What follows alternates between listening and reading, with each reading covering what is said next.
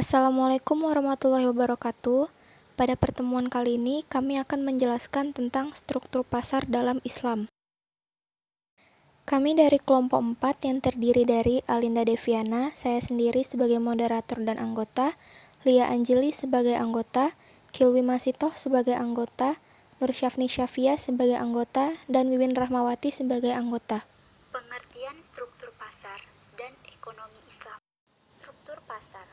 Apa itu struktur pasar? Struktur adalah pengelompokan variabel-variabel yang bernaung dalam satu nama yang sama. Pasar merupakan suatu tempat atau proses interaksi antara permintaan atau pembeli dan penawaran atau penjual dari suatu barang atau jasa.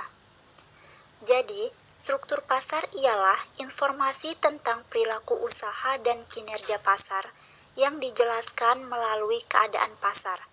Struktur pasar yang Islami adalah pasar yang menciptakan tingkat harga yang adil. Adil dalam hal ini adalah tidak merugikan konsumen maupun produsen, terkait dengan surplus produsen dan surplus konsumen. Struktur pasar memiliki pengertian penggolongan produsen kepada beberapa bentuk pasar berdasarkan pada ciri-ciri seperti jenis produk yang dihasilkan. Banyaknya perusahaan dalam industri, mudah tidaknya keluar atau masuk ke dalam industri dan peranan iklan dalam kegiatan industri. Pada analisa ekonomi, dibedakan menjadi pasar persaingan sempurna dan pasar persaingan tidak sempurna, yang meliputi monopoli, oligopoli, dan monopolistik. Ekonomi Islam. Apa itu ekonomi Islam?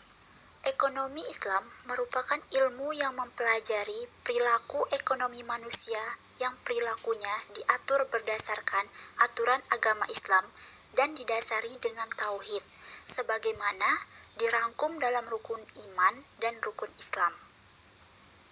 Bekerja merupakan suatu kewajiban karena Allah Subhanahu wa Ta'ala memerintahkannya, sebagaimana firman-Nya dalam surat At-Taubah ayat 105, yang artinya, "Dan katakanlah, bekerjalah kamu karena Allah dan Rasul-Nya, serta orang-orang yang beriman akan melihat pekerjaan itu." Karena kerja membawa pada keampunan, sebagaimana sabda Rasulullah Muhammad SAW, "Barang siapa di waktu sorenya kelelahan karena kerja tangannya, maka di waktu sore itu ia mendapat ampunan." Hadis riwayat Tabrani dan Baihaqi. Dan di dalam Al-Quran, surat Al-Furqan ayat 67 yang artinya, "Dan orang-orang yang apabila membelanjakan harta, mereka tidak berlebihan dan tidak pula kikir, dan adalah pembelanjaan itu di tengah-tengah antara yang demikian." Segala aturan yang diturunkan Allah Subhanahu wa Ta'ala dalam sistem Islam mengarah pada tercapainya kebaikan, kesejahteraan, keutamaan, serta menghapuskan kejahatan, kesengsaraan, dan kerugian pada seluruh ciptaannya. Demikian pula dalam hal ekonomi, tujuannya adalah membantu manusia mencapai kemenangan di dunia dan akhirat.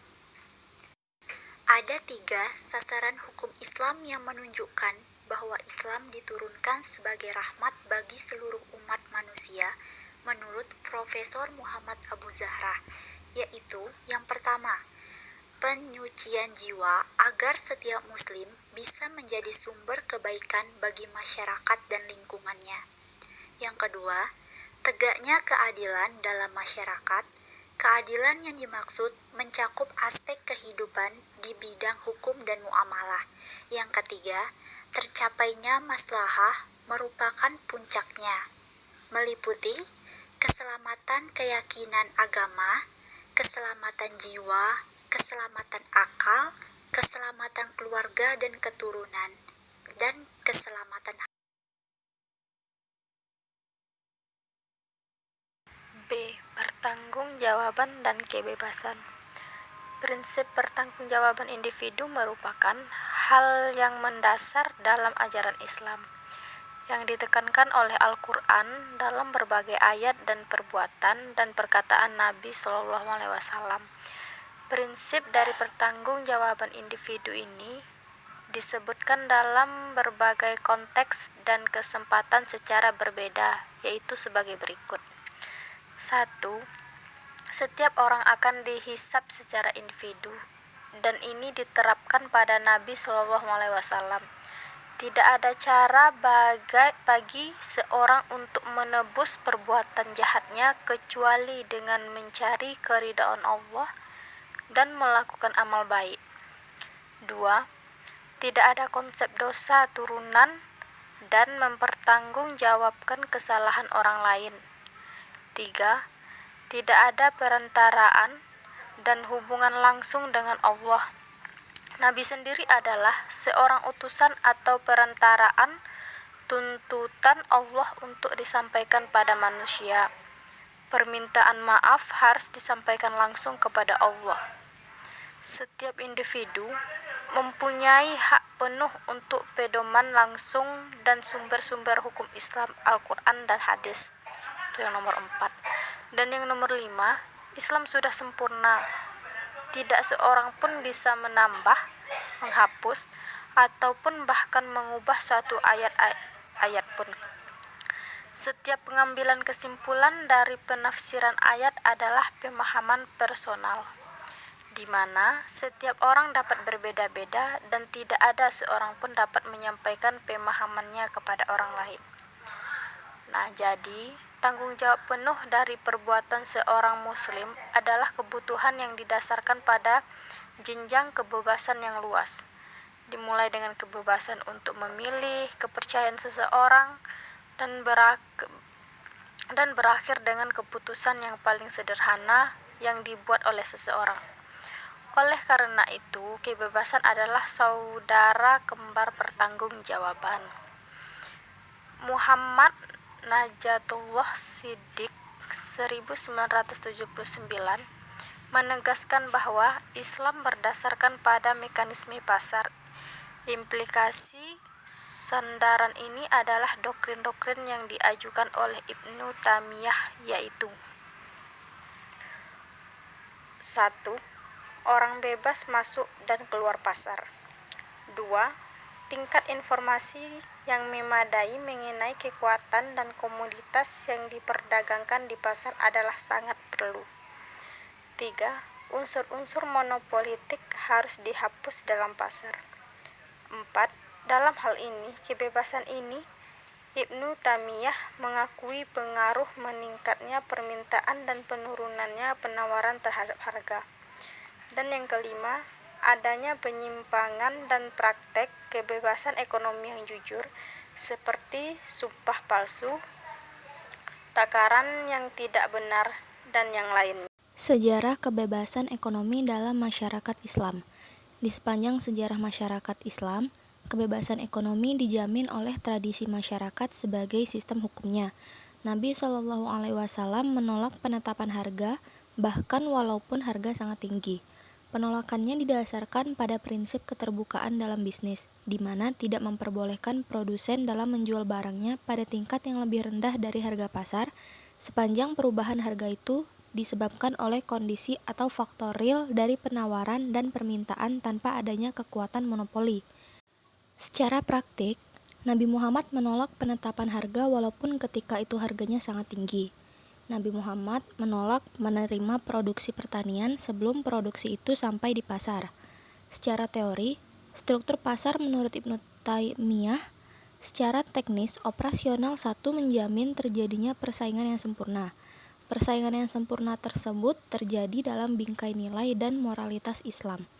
Untuk mengawal kebebasan ekonomi agar berjalan di koridor yang berlaku, pemerintah bertugas menjadi regulator pasar atau al-muhtasib.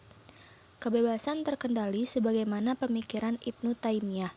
Kebebasan dalam Islam dibatasi pada nilai syariah sebagaimana pada surat An-Nisa ayat 29 yang artinya, "Hai orang-orang yang beriman, janganlah kamu saling memakan harta sesamamu dengan jalan yang batil, kecuali dengan jalan perniagaan yang berlaku dengan suka sama suka di antara kamu." Yang ketiga, kerjasama atau corporation. Ekonomi Islam adalah sistem ekonomi yang mengedepankan pada kebebasan tersebut diungkapkan lebih pada bentuk kerjasama dibandingkan dalam bentuk persaingan. Tentu saja kerjasama merupakan tema umum dari organisasi sosial Islam. Individu dan kesadaran sosial tidak lepas dari jalinan yang bekerja bagi wujudnya kesejahteraan yang lainnya. Inilah ajaran Islam pada umatnya yang dituangkan dalam Al-Quran yang diekspresikan oleh Nabi Muhammad SAW. Prinsip persaudaraan sangat ditegaskan dalam Al-Quran dan Sunnah, utamanya dalam hal pembagian kepemilikan pribadi kepada saudara. Untuk memperkuat orientasi sosial di kalangan Muslim, maka Islam memperkenalkan konsep atas kewajiban bersama, di mana tanggung jawab individu dapat dilakukan oleh individu yang lainnya. Ini disebut dengan fardu kifayah. Konsep ini menekankan pada pemenuhan kebutuhan masyarakat dan dorongan individu untuk berusaha memenuhinya.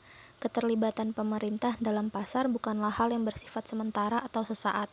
Ekonomi Islam memandang pemerintah dalam pasar merupakan satu kesatuan dengan unit ekonomi lainnya dengan pasar yang permanen dan stabil.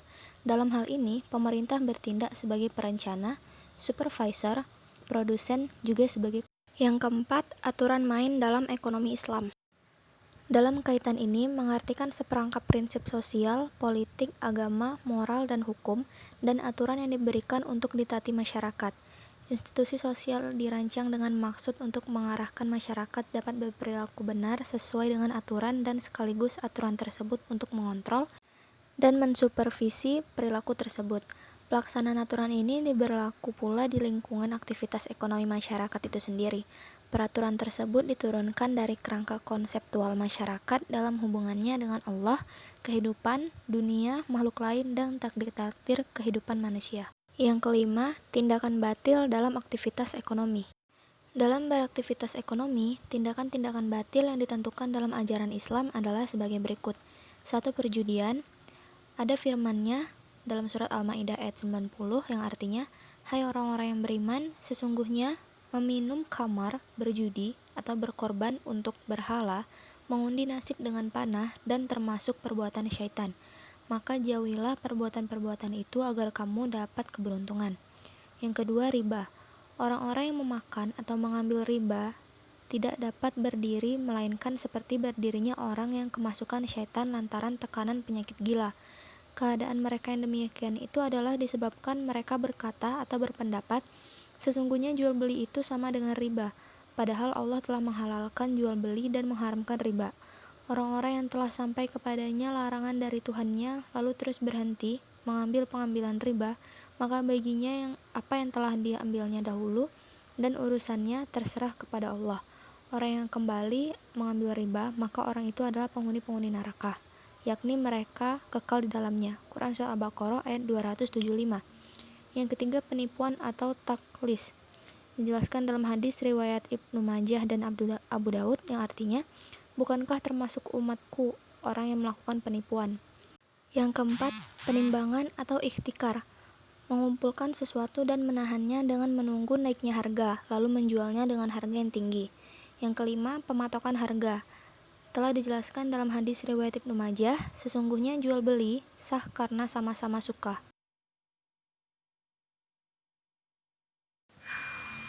Kebebasan ekonomi, pasar pesaing sempurna disebut juga pasar pesaing umum, di mana terdapat banyak penjual dan pembeli dan mereka sudah sama-sama mengetahui keadaannya.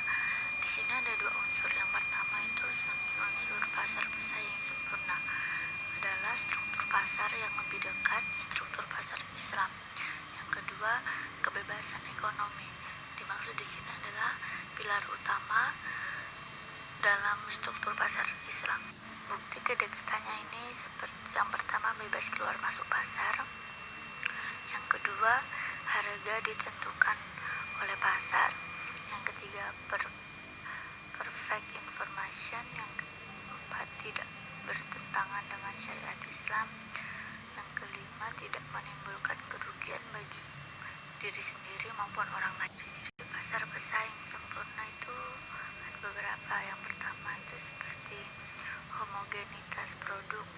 Dimaksud di sini produk yang mampu memberikan kepuasan kepada konsumen, tidak perlu siapa produsennya.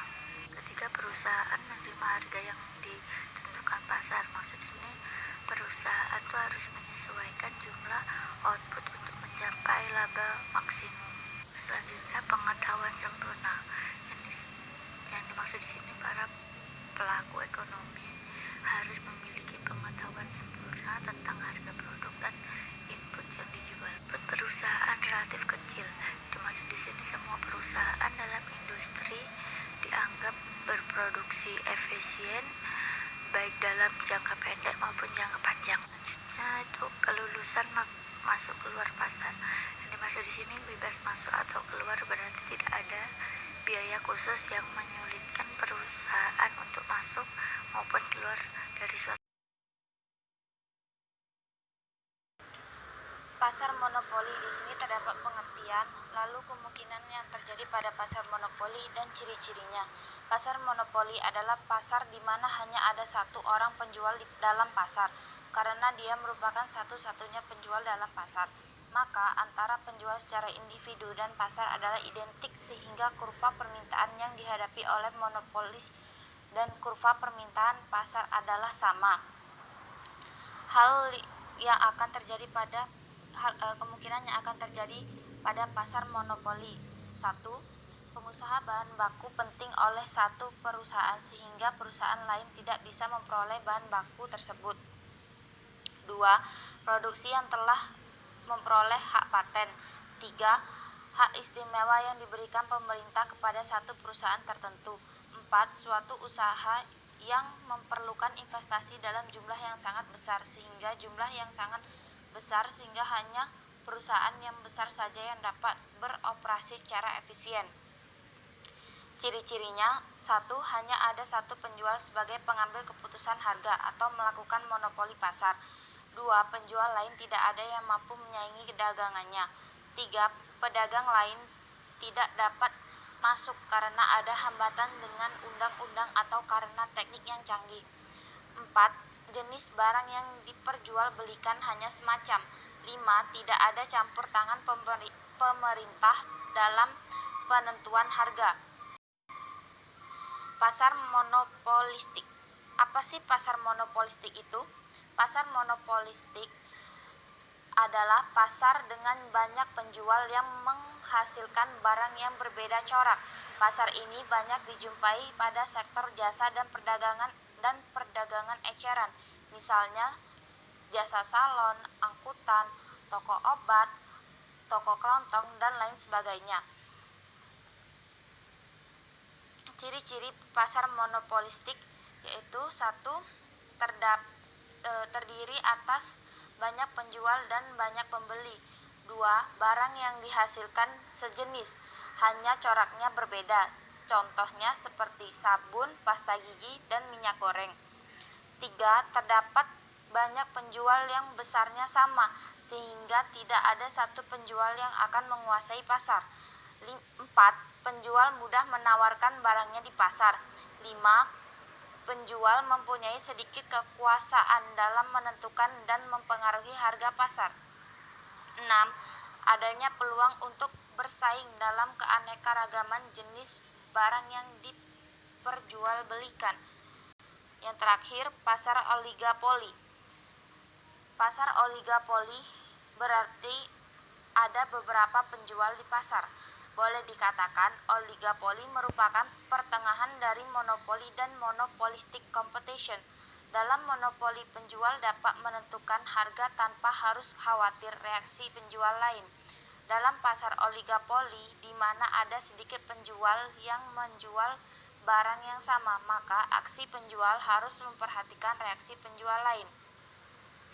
Ada 2 aksi yang diambil penjual, yaitu pertama, menentukan berapa kuantitas yang akan diproduksinya. Model yang menjelaskan hal ini adalah Cournot Quantity Competition. Kedua, menentukan berapa harga yang akan ditawarkan. Model yang menjelaskan hal ini adalah Bertrand Price Competition. Contohnya, perusahaan menjual mobil dan sepeda motor, perusahaan rokok, industri telekomunikasi, dan perusahaan semen. Ciri-ciri pasar oligopoli yaitu: 1. hanya terdapat sedikit penjual sehingga keputusan dari salah satu penjual akan mempengaruhi penjual lainnya. 2.